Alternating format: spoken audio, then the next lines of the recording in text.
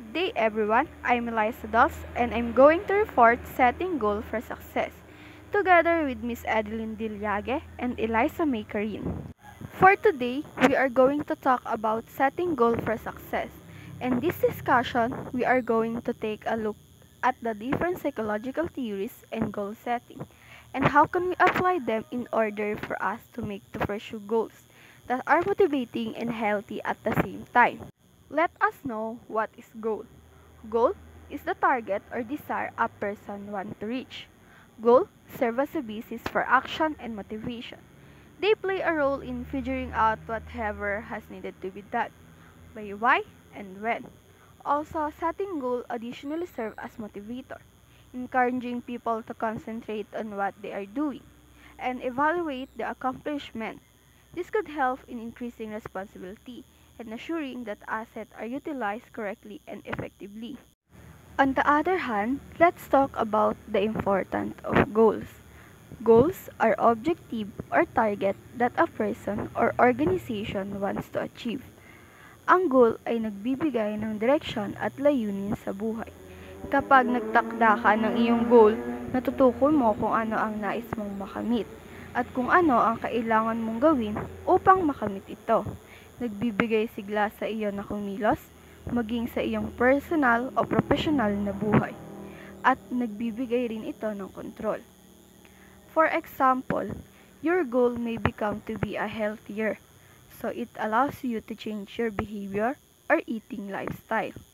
So in other words, in order for you to achieve the change behavior that you desire, you should not only wish for a change behavior, but also you need to be consistent in your effort to reach that certain goal. Bandura self-efficacy. It refers to the individual belief in the capacity to handle their action, apply impact on the surroundings, and keep themselves inspired in the achievement of their goal. Self-efficacy is essential because it influences the way you think regarding yourself and how will you accomplish your life goal. So we have the 4 ways to build self-efficacy according to Bandura. So Bandura defines self-efficacy as important part of individuals. Self-system that incorporates a person's mindset, talents, and intellectual abilities. So this framework has significant impact on the way people view and react to a variety of events. So Bandura proposed 4 methods to build self-efficacy. So we have here in number 1, the mastery experience. Mastery experience are extremely efficient method to improve self-efficacy after numerous times. A person will come to understand that increased effort and strength regardless of hardship will actually have a purpose in the end. A belief in their ability to achieve will create failure is necessary for the growth or else. And then we have number 2, the social modeling. Seeing those that succeed in achieving their goal despite adversity will provide the greatest inspiration. And according to Bandura, it is important to find role models from one's own personal, social circumstance. The person who watches will be motivated to think that other people can attain their goals after witnessing the individual achievement through hard work. So number 3, we have the social persuasion. It is the direct impact of a role model on one's self-efficacy through providing opportunity for gaining experience. A competent mentor might enhance self-efficacy not merely through role modeling, but additionally by providing an ongoing source of support. And then lastly, we have the state of psychological. Your current state will have an effect on the way you perceive your personal efficacy. It can be challenging to feel confident in what we are able to achieve if we are interpret those mental and psychological states to be inactive of our failure, weaknesses, or inability to accomplish a goal. Self-concept. Ang self-concept ay tumutukoy sa paniniwala, pag-iisip at pagtingin natin sa ating sarili. Ito paraan kung paano natin nakikita at nilarawan ang ating sarili. At ito ang nagtatakda kung paano tayo mag-isip, magdamdam at kumilos. And according to Carl Rogers na isang kilalang psychologist at isa rin ang naggumawa ng idea at konsepto tungkol sa self-concept. Siya ay niniwala na ang self-concept ay binubuo ng tatlong bahagi. Ang una ay self-image. Ang self-image ay tumutukoy sa pagtingin at pag-unawa ng isang tao sa kanyang sarili. Halimbawa, ang isang tao na may positibong self-image ay maaaring tignan ang kanyang sarili bilang isang matalinong estudyante. At ito ay isang halimbawa ng self-image. Ang pangalawa ay ideal self. Ang ideal self ay isang bahagi o umahe o konsepto ng isang tao sa kung ano ang nais niyang maging o makamit sa hinaharap. Halimbawa, isang tao na may ideal self na nais maging isang matagumpay na negosyante ay maaaring mag-set ng mga layunin at gawing inspirasyon ang pag-aaral ng mga negosyo, pagpapalawak ng network at pagsisikap sa pagpapatayo ng sariling negosyo. And the last one is self-esteem. Ang self-esteem, ito ay halaga o pagpapahalaga ng binibigay ng isang tao sa kanyang sarili. Kasama dito ang kumpiyansa, pagtanggap at pagmamahal sa sarili. Ang self-esteem ay nagpapakita ng antas na pagtanggap natin sa ating sarili at kung gaano tayo kakumpiyansa sa ating mga kakayahan. Ang isang tao may mataas na self-esteem ay may positibong pananaw sa kanyang sarili. Ito ay pagpapakilala sa kanyang mga tagumpay, kagalingan at mga positibong katangian. Halimbawa, maaaring sabihin ng isang taong may mataas na self-esteem, ako ay magaling na leader at mahusay na tagapagparinig. Yun ay isang halimbawa ng self-esteem. So let's proceed the LAC goal setting theory. LAC goal setting theory. Before tayo mag-proceed into the detail, let's provide some context. Ang LAC goal setting theory ay ini-introduce ni Edwin Lack na isang American psychologist. Siya ay isang kilalang personalidad sa larangan ng psikolohiya sa organisasyon. So let's proceed to Lack's goal setting theory. The first one is clarity. Ang clarity ay nangangahulugan na mag-set ang mga layunin na malinaw at tiyak upang alam mo ang eksaktong kung ano ang nais makamit. Kasi naniniwala sila kapag malinaw ang mga layunin, nabibigay ito ng malinaw na direksyon at layunin. Halimbawa, kung ang layunin mo ay mabawasan ng timbang, ang isang malinaw at tiyak na layunin ay ang mawala ang 10 pounds sa susunod na 3 buwan. Ito ay nagbibigay sa iyo ng tiyak na target na pagtutuunan ng pansin. And the second is challenge. Ang mga challenge goal, ito ay goal na nagpupush sa iyo na makalabas sa iyong comfort zone. At kapag ang iyong goal ay challenging, ito ay nagbibigay sa iyo ng motivation at nagpupush sa iyo na ilabas mo ang best effort mo sa goal na yun. Halimbawa, ang goal mo ay physical fitness.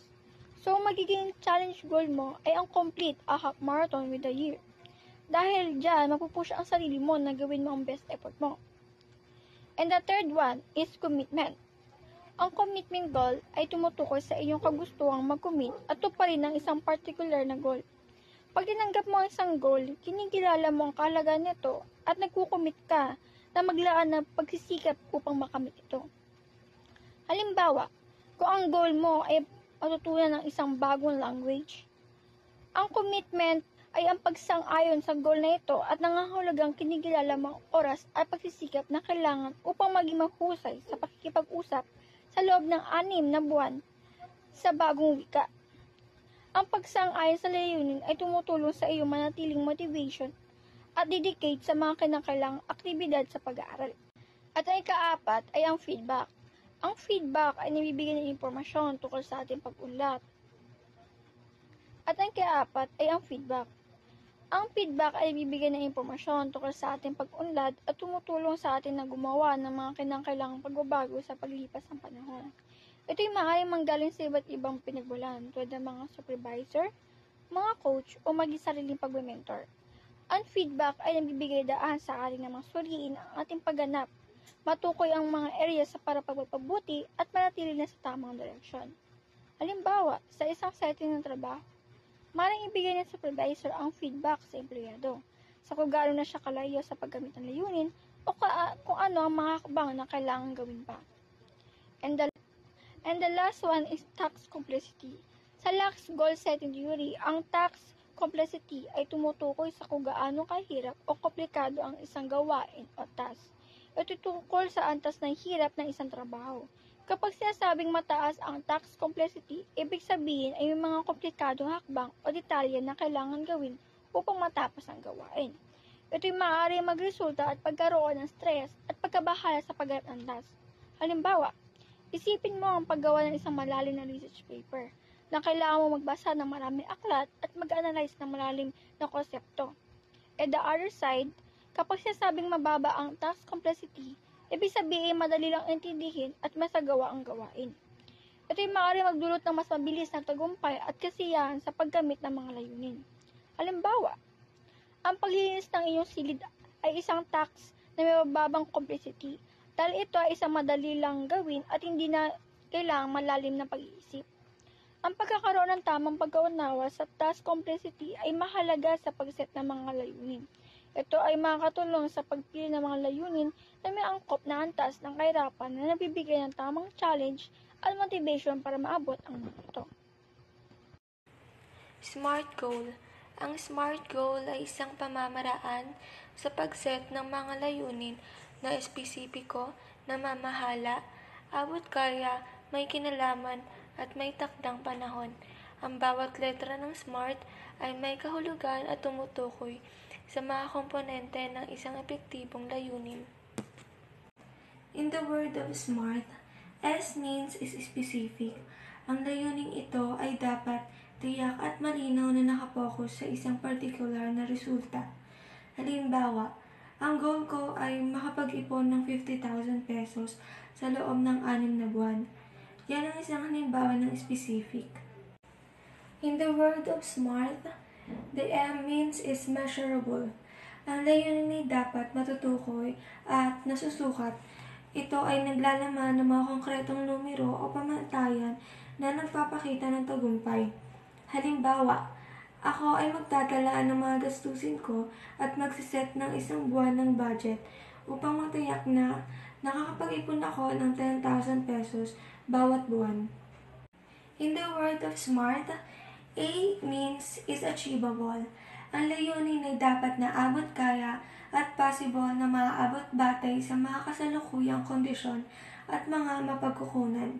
Halimbawa, ako ay maghahanap ng mga pagkakataon upang kumita ng dagdag na kita, tulad ng pag-uha ng mga freelance na project o pagtinda online upang matupad ang aking layuning mag-ipon ng 50,000 pesos.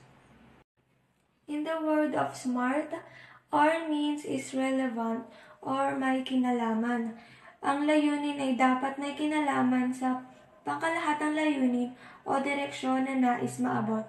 Halimbawa, ang pag-ipon ng 50,000 pesos ay may kinalaman sa aking pangarap na magkaroon ng emergency fund at magkaroon ng pinansyal na seguridad.